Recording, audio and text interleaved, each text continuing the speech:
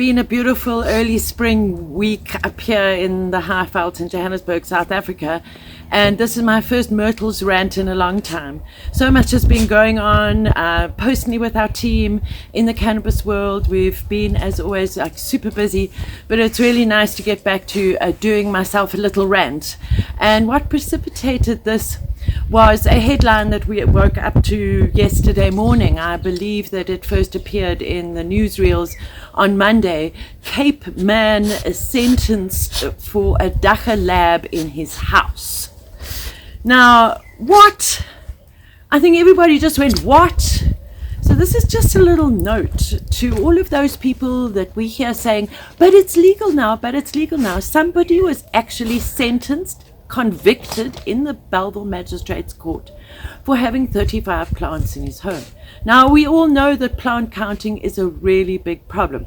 Some people might say, oh, 35 plants, that sounds like a lot, but 35 plants is certainly not enough for me for a whole year. There's all sorts of factors that have to come into this. And this is absolutely against our constitution, because we were granted the right to cultivate cannabis with no limits 5 years ago. The law says that within the 24 months after that judgment was passed, if Parliament had not rectified the defects in the law, the Constitutional Court judgment would be written into law.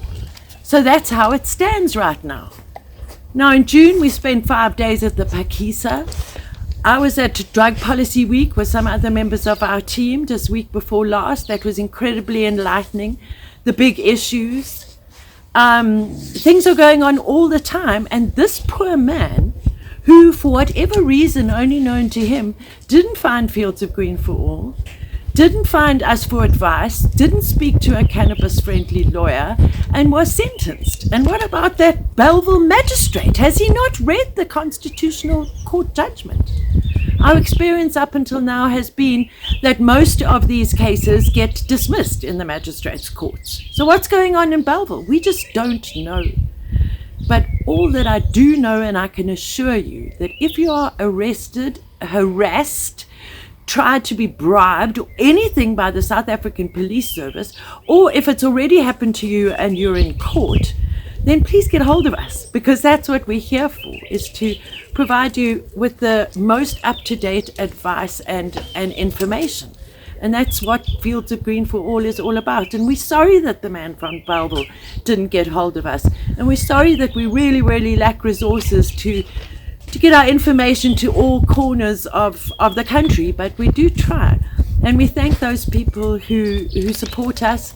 And we urge you, it's only 49 Rand a month to join the Green Network, and that can really help somebody in distress.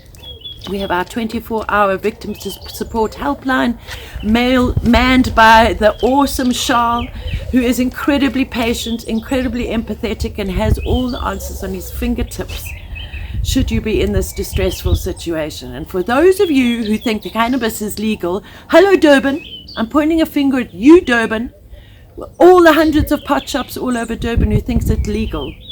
We actually have the theory that all of these people who think it's legal are just paying the cops, because that's something easier to do.